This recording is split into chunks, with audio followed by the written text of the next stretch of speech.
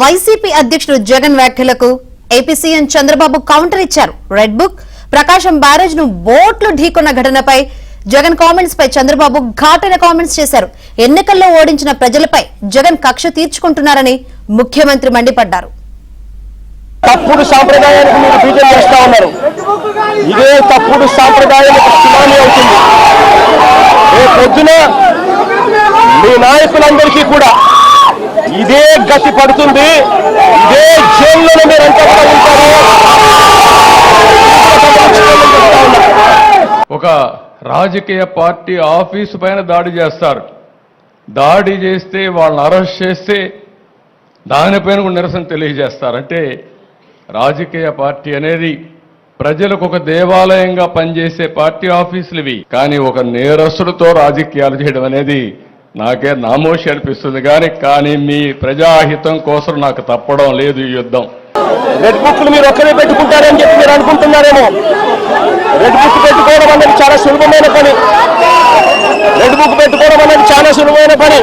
ఆ తర్వాత red book లో పెట్టిన పేర్లన్నీ తీసుకొని వాళ్ళ ఉడికించడము, వాళ్ళ ఇళ్ళను ధ్వంసం చేయడము, వాళ్ళ ఆస్తులు ధ్వంసం చేయడము, వాళ్ళ మీద దొంగ కేసులు పెట్టడము, ఇదే ఒక పరిపాలన కింద రాజ్యాధికారం చేయడం మొదలు పెడితే మాత్రం రాజ్యాధికారం ఎలా ఉంటుంది అంటే ఇప్పుడు చంద్రబాబు నాయుడు గారి పాలన ఎలా ఉందో అలా ఉంటుంది.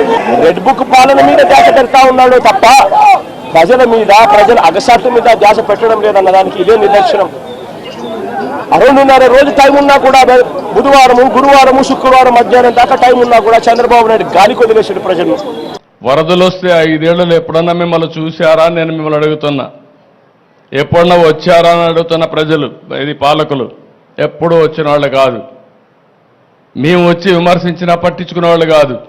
కడాన నా దెబ్బకు ఎప్పుడు కూడా పరదాలు కట్టుకొని తిరిగిన వ్యక్తి బురదలోకి వచ్చే పరిస్థితికి వచ్చాడు.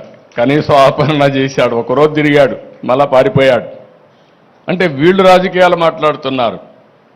ప్రజాసేవ కోసం వచ్చిన వ్యక్తులు ఏ వ్యక్తి అయినా సరే ఒక పద్ధతి ఉంటుంది, ఒక ప్రొసీజర్ ఉంటుంది. అప్పట్లో సిట్టింగ్ ముఖ్యమంత్రిగా ఉన్న వ్యక్తిని బోసుడీకే అని తిట్టాడు. బోసుడీకే అంటే ఏమిటో తెలుసా? తెలుగుదేశం పార్టీ కార్యాలయంలో తెలుగుదేశం పార్టీ అధికార ప్రతినిధి ముఖ్యమంత్రిని ఆ రోజు అన్న మాట లంజా కొడక అని. కడుపు మండిన వాళ్ళు, ఈ అన్యాయాన్ని చూడాలనుకునే వాళ్ళు, చూడకూడదు అని అనుకునే వాళ్ళు కొంతమంది తెలుగుదేశం పార్టీ ఆఫీస్ దగ్గరికి వెళ్ళి అటువైపు నుండి తెలుగుదేశం పార్టీ వాళ్ళు తప్పు చేసిందే కాక ధర్నా చేయడానికి వచ్చిన వాళ్ళ మీద దాడి చేయడానికి కూడా ప్రయత్నం చేశారు. ఆ దాడి జరిగిన పరిస్థితుల్లో, ఆ తోపులాటలో, ఆ తొక్కిసలాటలో తెలుగుదేశం పార్టీ ఆఫీసు మీద కొద్దో గొప్ప రాళ్లు పడిండొచ్చు. రాజకీయ పార్టీ ఆఫీసు పైన దాడి చేస్తారు. దాడి చేస్తే వాళ్ళని అరెస్ట్ చేస్తే దానిపైన కూడా నిరసన తెలియజేస్తారంటే రాజకీయ పార్టీ అనేది ప్రజలకు ఒక దేవాలయంగా పనిచేసే పార్టీ ఆఫీసులు ఇవి. ఒక చిన్న party office, communist party office ఉన్నా ఎక్కడా ఎవరూ దాడి చేయలేదు. నా జీవితంలో నేను చాలాసార్లు చూశాను. 40 సంవత్సరాలుగా రాజకీయ పార్టీ ఆఫీసుల పైన, రాజకీయ పార్టీ నాయకులపైన ఎప్పుడూ దాడి జరగలేదు. ఎన్ని విమర్శించినా ఆ విమర్శని ఒక పాజిటివ్గా తీసుకొని కరెక్ట్ చేసాం తప్ప ఇంకోటి కాదు. కారణంగా ఈ బోట్లన్నీ కూడా ప్రకాశం బ్యారేజ్ కు ఆ కొట్టుకొని వచ్చిన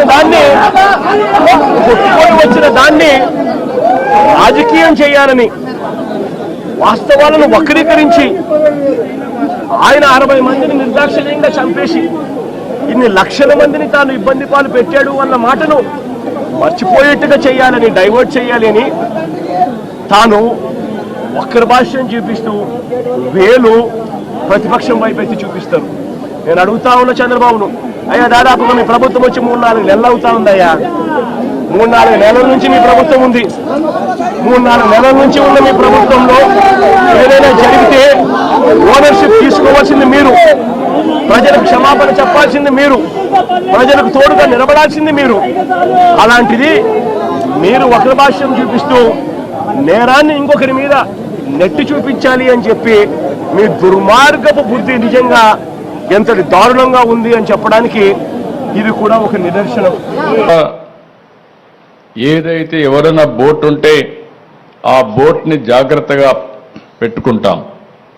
అలాంటిది 3 బోట్లు ఒకటిగా కట్టి 11,40,000 క్యూసెక్స్ ఆఫ్ వాటర్ నదిలో వస్తూ ఉంటే అప్పుడు ఈ వదిలిపెట్టారు. అదే కానీ కాలమును కానీ గుద్దుంటే ఈరోజు ప్రకాశం బ్యారేజీ మనం చూసేవాళ్ళం కాదు. అది కొట్టుకొని పోతే లంక గ్రామాలు ఏమవుతాయి, ఈ ప్రాంతం అంతా ఏమవుతుంది? కనీసం అలాంటి బాధ్యత లేకుండా చేసి ఆ రోజు ఇదే చేశారు. బాబాయిని చంపేసి గుండెపోటుగా చిత్రీకరించిన వాళ్ళు ఇప్పుడు బోట్లు వదిలిపెట్టి మాకు తెలియదనే పరిస్థితికి వచ్చారు. కనీసం ఓనర్స్ అనేవాళ్ళు ఆ బోట్లు క్లెయిమ్ చేయలేదు, వచ్చి కొట్టాయి. 3 రోజులు మనం మన పనుల్లో ఉన్నాం. చూస్తే దానికి వైఎస్ఆర్ కాంగ్రెస్ పార్టీ కలర్స్ ఉన్నాయి. అయితే ఒక్కడు కూడా మాట్లాడకపోతే ఆ నెంబర్లు తీసుకొని వెరిఫై చేస్తే వీళ్ళంతా కూడా వైఎస్ఆర్ కాంగ్రెస్ పార్టీ ఫాలోయర్స్. అదే మరిగా ఇదే బోట్లు దొంగ ఇసుక వ్యాపారాన్ని చేయడానికి వినియోగించిన బోట్లు ఇవన్నీ.